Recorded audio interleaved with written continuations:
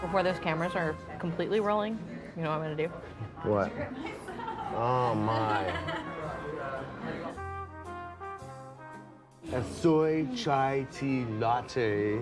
It's totally not what Mai would drink, by the way. She's a whiskey and coffee girl. What would Trunks drink if he were on Earth? Passion fruit daiquiri.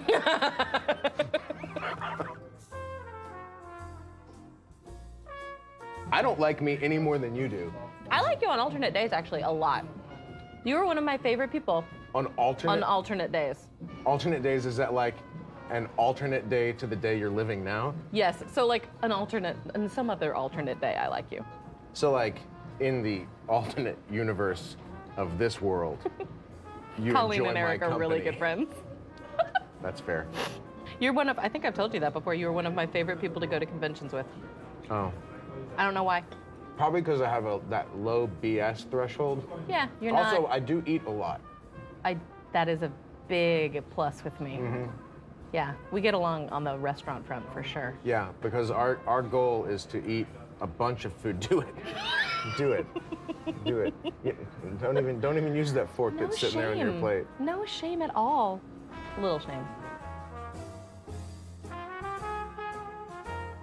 Do you believe that the Trunks arc that happens is good for moving the plot forward and increases the value of the show?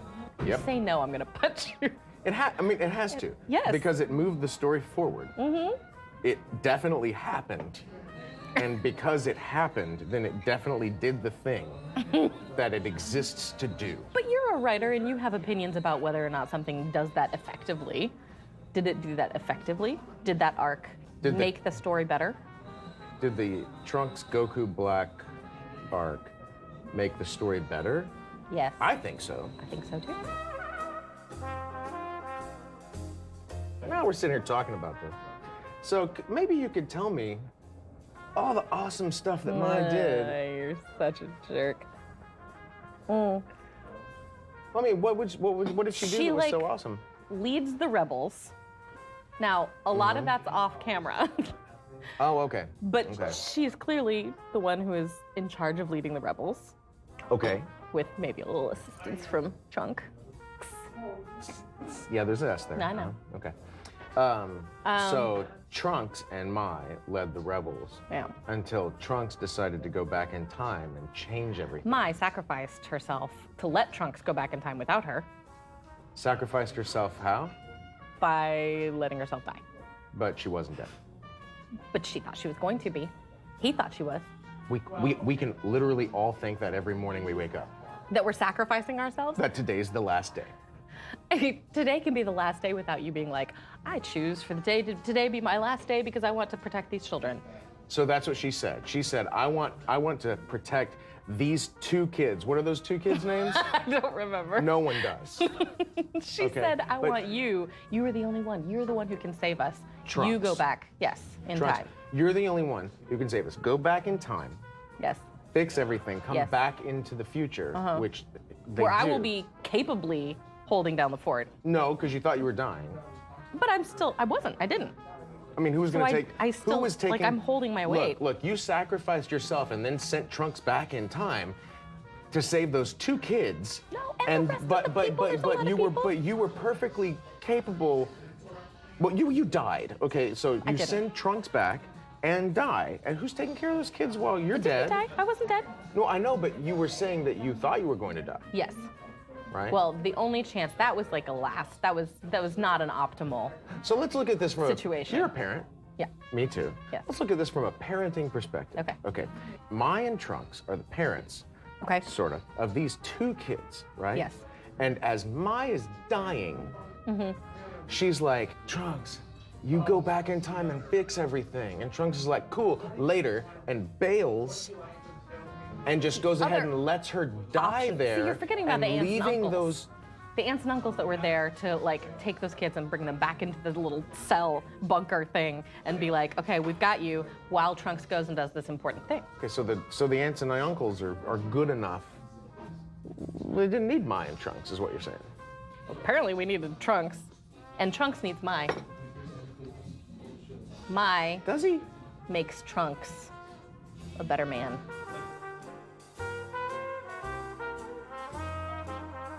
Who do you think did not live up to their full potential? Chris Sabat. He had a lot of potential. In the anime. You mean a character? Yeah. Oh, okay. I feel like Videl and Bulma could have had more of a part, and I am really hoping that that happens in the future. That there's like a Videl Bulma arc? Yeah, in some made-up future segment of this. Yeah. I don't think so.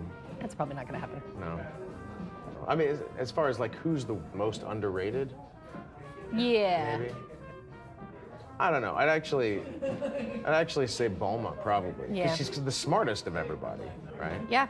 I mean, she directly affects the timeline more than anybody Oh, else. no, with she does, the yeah. creation of the time machine, but Yeah, like, hey, I've created a time machine, and that's a pretty big deal. it's a big deal. You would have thought that like once you create a time machine and you realize you can go back into the past and fix things, you would have maybe done that a couple more times than just like the way it happened in the show. I did think it was funny that she was like, "Oh, I forgot I had a time machine over in this drawer here." Poof.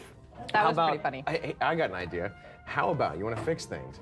Go back in time and bring your time machine to a place before you invented the time machine. Yes. So you're giving yourself the time machine. That kind of happened. Earlier.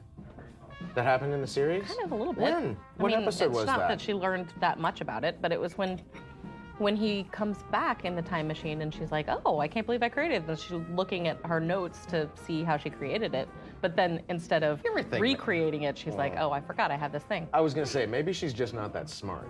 Maybe she's like book smart, but like No common sense. total idiot. You know, total. no I think it would common be sense. interesting to have a side series that's like the NCIS of Dragon Ball, where you only see the technical stuff and the fighters are off doing it in some other place, but you see all the behind the scenes of like how the families are working and the forensic.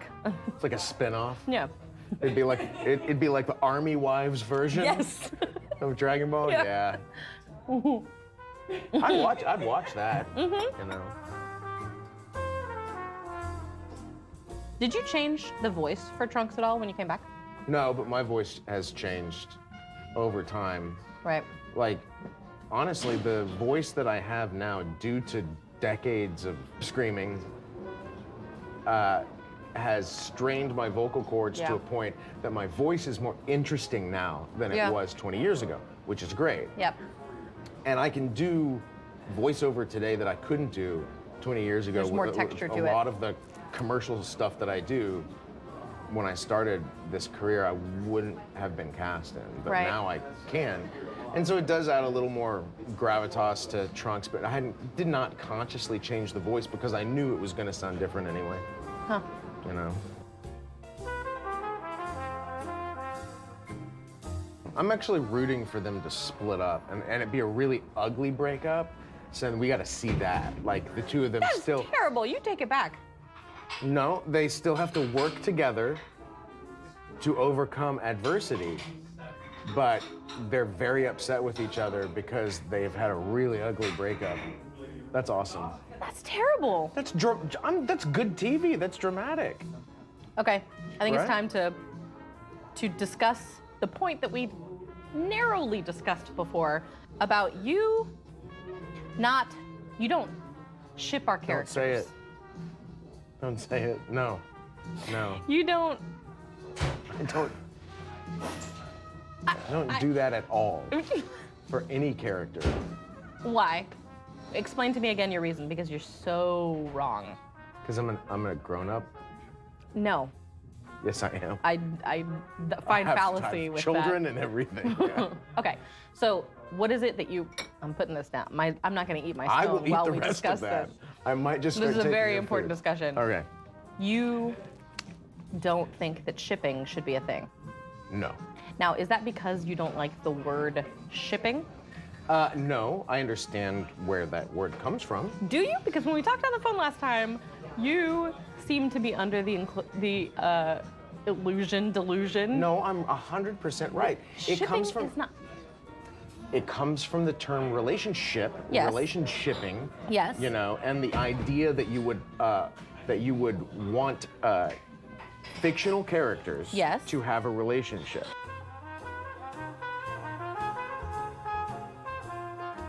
Here's the thing. It's become, I think what you and I are talking about is a fundamental difference in the audience that we are as individuals. Okay. Okay? Explain it.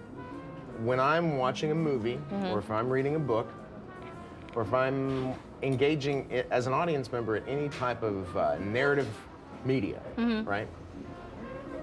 I completely shut my brain off. I allow myself to take in the art and see it for what it is. If you're not invested enough in a relationship or any aspect of a show to want to see it fulfilled the way that it seems like it's going to be fulfilled, then that means the writer hasn't done their job, or the artist hasn't done their job. No, it means that I'm not in, I don't like to live a life where I'm setting myself up for disappointment. So when you're watching a movie, you have no hopes and desires about how that movie will culminate. No, I sit down and I turn my brain off and I watch the movie because I want to see the story that's being told to me. For example, let's forget about the shipping. Like, I'm not gonna say something equivalent, like, I hope there's a car chase scene here. I hope that this thing happens here. People, what about I hope the bad guy gets what's coming to them? I don't want to hope that the bad guy, I want to see what the story tells me. But I've seen you critique movies, so I know that sometimes it ends and you don't like where the story went.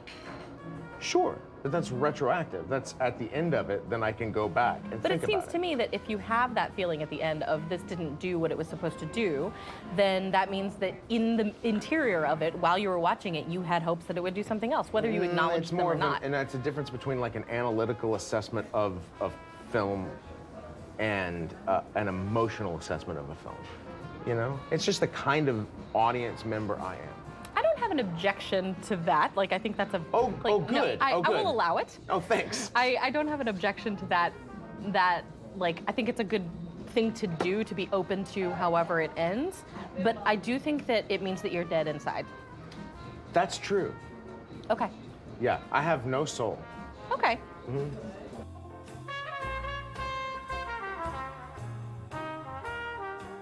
Are we still friends? Were we to begin with? On alternate days.